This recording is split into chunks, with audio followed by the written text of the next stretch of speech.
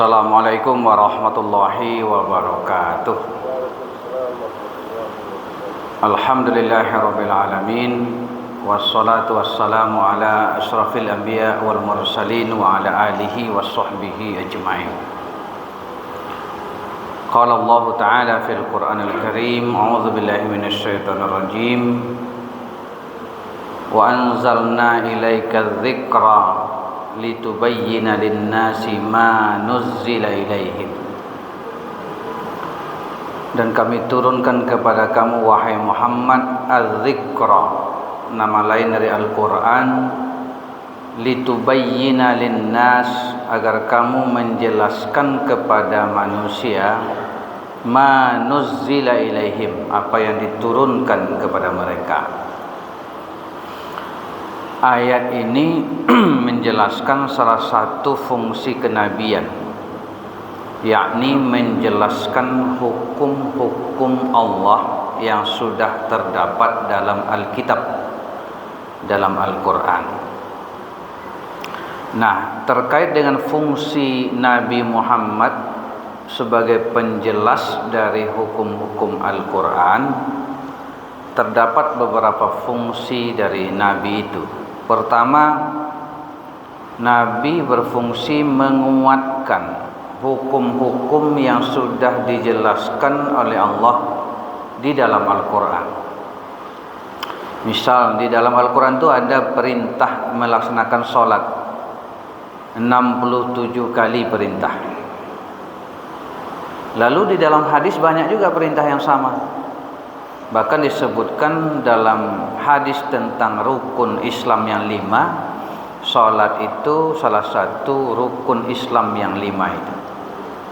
Nah, apa fungsi Nabi mengulangi perintah salat? Bayanut ta'kid, sebagai menguatkan kembali apa yang sudah disebutkan dalam Al-Quran. Nah, ini banyak sekali contohnya ini. Perintah solat, perintah zakat, perintah haji dan sebagainya diulang kembali oleh Nabi. Itu yang pertama. Yang kedua, fungsi Nabi itu adalah memperinci apa yang sudah diatur dalam Al-Quran secara global. Bayanut tafsil atau tafsilul mutlak, memperinci yang sifatnya mutlak. Jadi misalnya gini, dalam Al-Quran itu kan ada perintah aqimus sholat atau aqimis sholat, dirikan sholat. Tapi Al-Quran tidak memperinci lebih lanjut bagaimana tata cara sholat itu, berapa rakaat, apa-apa saja gerakan, apa saja bacaannya, itu tidak ada. Nah, di sini hadis atau Nabi melalui sunnahnya memperinci itu, sehingga sholat itu dapat dilaksanakan. Ada juklak, ada juknis. Nah, jadi ini memperinci. Makanya Nabi mengatakan sallu kama ra'aitumuni usolli. Sholatlah kamu sebagaimana kalian lihat aku sholat. Banyak sekali hadis bagaimana cara Nabi takbir, rukuk, sujud sampai salam. Itu perincian, tafsil daripada apa yang ada di dalam Al-Quran. Itu yang kedua. Yang ketiga,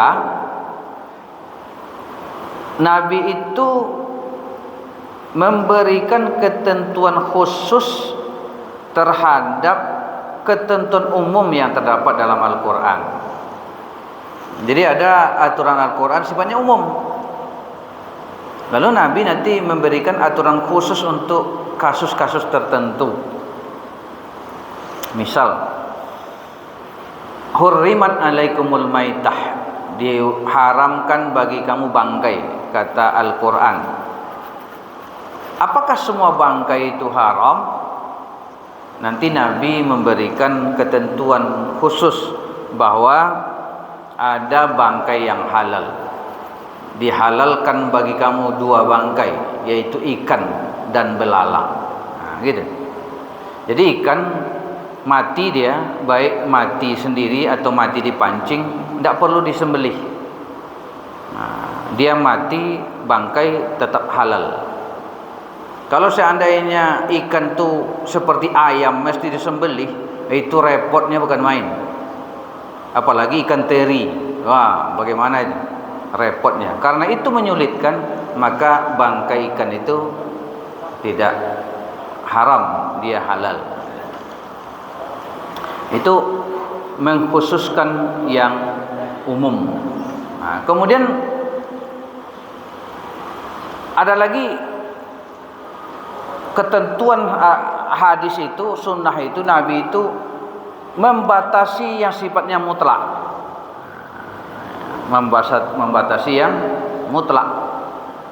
Membatasi yang mutlak itu misal begini, dalam Al-Quran itu dikatakan as-sariqu was-sariqatu faqta'u aydiyahuma, pencuri laki-laki, pencuri perempuan, potong tangan keduanya. Apakah potong tangan itu sampai ke sini atau gimana? Itu kan perlu dibatasi. Maka Nabi mengatakan, didatangkan kepada Nabi seorang pencuri, lalu beliau memotong di pergelangan tangan. Ini batasannya sini. Sama juga dengan ketentuan pencurian mana yang dihukum potong tangan. Apakah mencuri coklat 1 biji, telur 1 biji, hukum potong tangan? Tidak. La qata'a illa fi rubu'i dinar. Tidak ada potong tangan kecuali pencurian yang melebihi 1/4 dinar. 1/4 dinar itu sekitar 1 juta. Jadi kalau 1 juta, barulah dipotong tangannya. Kemudian berikutnya, Nabi itu juga memberi ketentuan hukum baru yang tidak terdapat dalam Al-Quran. Misal, Bapak Ibu, zakat fitrah. Zakat fitrah itu di dalam Al-Quran tidak ada. Adanya di dalam hadis.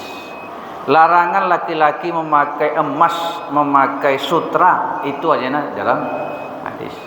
Jadi itulah beberapa fungsi dari Nabi. Kenapa itu Nabi dilahirkan dan diutus untuk menjelaskan hukum-hukum itu agar dapat kita praktekkan dengan baik.